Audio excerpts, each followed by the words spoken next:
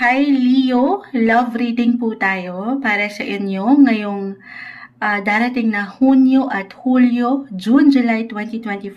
Kuha lang tayo ng ilang messages para sa inyo.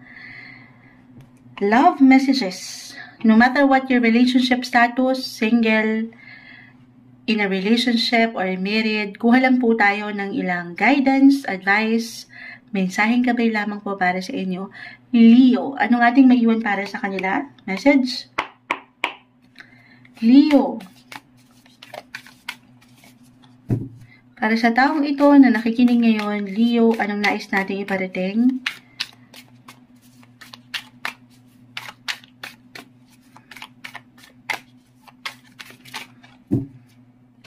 Leo.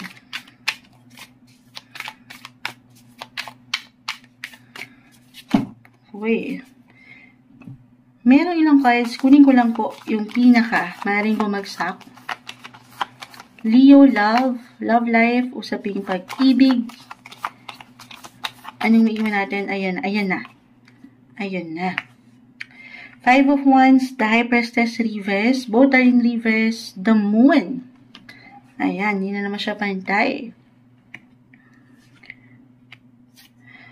Seven of Pentacles, reverse, the Five of Pentacles, and the Empress.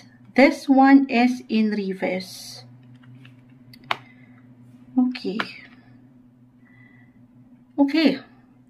So, kung kayo nakapakinig sa Cancer, pero sa inyo bumagsak ang Moon, may pagkamalalim, more on the sensitive side or emotional ang aangat para sa ilan sa inyo sa mga susunod na linggo or buwan na ito, Leo. Okay, so I will be honest, hindi ko ito tatamisan. Ito yung una kong, nagkatapatan pa pala sila. Unang umangat sa akin, yung ilang struggle, hardship, challenge, na hindi madaling panghawakan pagdating sa usaping relasyon. Na, very normal, di ba? Lahat naman tayo dumadaan sa ups and downs. Positive, negative, highs or lows ng buhay, especially relationship-wise. The Five of Wands, Five of Pentacles, 5 and 5, may ilang changes pa guys. Nothing is yet set in stone. Kung ano itong nararamdaman nyo or pwede nyo maramdaman, kaharapin, when it comes to love, sa mga susunod na linggong ito, between June, July, ito yung pinakaano natin. Lagi mo lang tatandaan na hindi yan forever. Okay, walang forever. Everything is temporary. Kahit pa sa simpleng pakiramdam mo lang yan. Okay, napaka-bitter ni Moonchild. Walang forever. Kung lalo pa po kung yan yung ilang kahirapan, emotionally, or kaakibat nitong emosyon na ito sa mas praktikal, kung kayo may asawa na, may mga anak na, may ilang obligasyon na, ang usaping pera, kaakibat niyan, yan po ay panandalian lang, malalagpasan, makakayanan. Or kung talagang meron kayong kinaharap na conflict between your partner, couples, married, may reconciliation po tayo nakikita. May pag-aayos. Hindi man ito ganon agad-agad. Sa true lang, parang ang babaw lang ito sa akin nakikita. Although, the Moon ay narito. Malalim, intense pa nga, extreme. Pero sabi ko nga, yung inyong mga emotional side ay narito. As long as andito naman, andito pa rin yung mga puso nyo. Sa kabila ng ilang kahirapang ito na inyong nararamdaman or sitwasyon na inyong kinakaharap, malalagpasan. Maayos pa nga. Okay? Makakayanan. Ayun yung pinakaunang message bilang 5 and 5. May ilang changes when it comes to your relationship area for the better sa akin nakikita. Hindi man ito agad-agad na ganun, na okay na agad. Diba? Iba-iba tayo nung pwedeng pagdaanan, nung approach, kung paano nyo pang hawakan ng inyong relationship. Pero ulitin ko, may hangganan ang mga bagay-bagay. Patungo ito sa mas ikabe-better nyo sa isang relasyon. Single. Single. Okay. Okay, kung andito kayo, Leo, be open sa ilang possibility. Single Leo. Umaangat dito yung sense of connection. Meron, pero try something different. Hindi dito sa ito yung advice na nakikita ko dito. Kung ready kayo, kasi parang kung dito mag-apply yung hirap, emotionally, may lungkot, may takot, halo-halong emosyon, may pag-aalinlangan, na hindi kayo makausad, hindi nyo mapahintulutan ng mga sarili to get to know someone. Hindi kayo makaalpas sa inyong mga comfort or safe zone na matatawag. Ito hindi kailangan sundin, pero try something different yung inyong mga approach. Yung hindi nyo nakasanayan. Hindi traditional. Kasi what I'm getting or I'm seeing dito na for some of you, may pagka-conservative. Okay? Or hindi masyadong yes, mga fire sign kayo, pero napakalawak kasi. Ang pwedeng makapakinig, okay?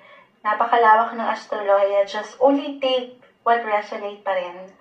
Pero for some of you, maring inaalalayan kayo ng mensahe dito na sumubok naman ng kakaiba.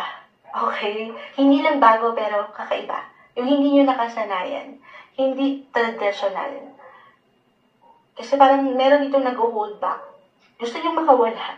Gusto nyo maging free-spirited. But at the same time, parang may pumipigil sa inyo.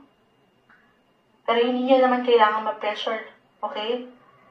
Pagpaplanuhan pa rin ito, yung may pang long term na, maaaring dito rin kinukulang ang ilan sa inyo doon sa plano para sigurado. I mean, yes, kahit about sa love or sa pakikipag-date, pinaplano yan. Oo. Nang hindi kayo nagmamadali, nang hindi kayo nape-pressure, okay?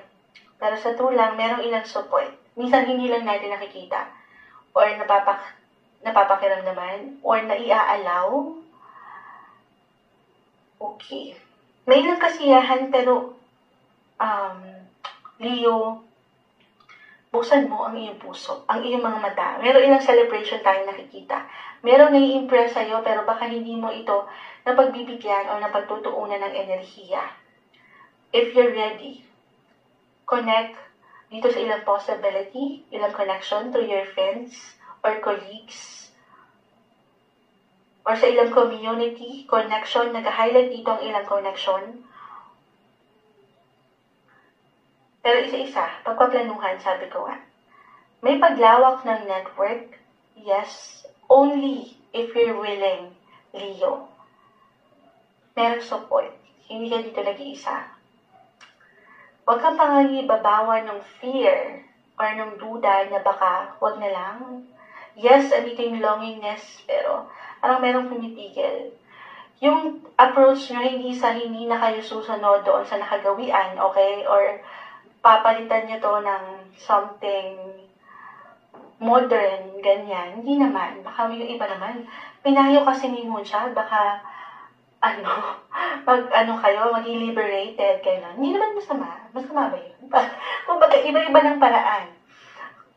Nang hindi kayo nasusobrahan o nakukulangan. Okay, balance pa rin. Pero kung kailangan mo dito, sabi ko nga, maging open ka kahit simpleng opinion o masasabi ng ilang kaibigan. Kung andito talaga yung, kasi meron ako nakikita ng struggle. Again, it could be physically, mentally, emotionally, may lungkot, may fear, halo-halong emosyon na napakahalagang paghandaan mo rin, Leo. Okay, pagplanuhan, yung paraan mo, kung paano ka meron at meron pang makikilala. Dahil walang imposible para sa iyo. Papangatin mo lang yung pakikipag-connecta. Sabi ko nga, I feel that you will meet someone. You will meet the right people rin at the right time kung saan pwede itong manghikayat or maging daan patungo kay the one. Kung magiging bukas lamang po kayo at hindi pahihintulutan itong ilang pangamba. Leo, at tayo ng ilang messages para sa inyo. Leo.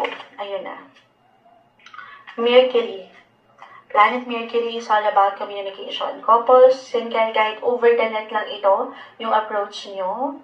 Sa ilang dating apps ba ito? Pero sasamahan nito, ulitin ko, na hindi kayo nasusobrahan o nakukulangan. Couples, sabi nga, ano man ang problema na idadaan sa maboteng usapan. I-add ko lang, the Empress card kasi ay umangat. Kung meron kayong ilang extra focus na inilalaan sa ilang anak, or meron kayong pinapriority na hindi kadalian when it comes to your kids, ulitin ko, ayan, Mercury, it's all about communication. Mag-usap, communicate with your partner. Ano ba yung kailangan yung gawin? Magplano. Okay? Ayan. Kuha tayo ng pinaka-final words, advice na may iwan natin para sa mga Leo. Ayun na. Answers.